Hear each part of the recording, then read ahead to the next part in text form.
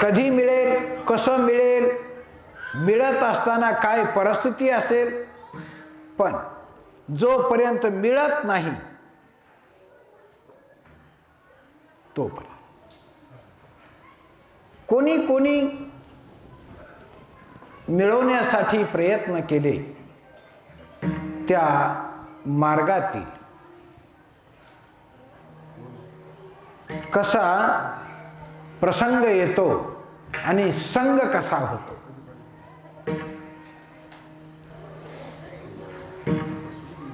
वाऱ्याला काहीतरी दिसल्याच्या नंतर काय आहे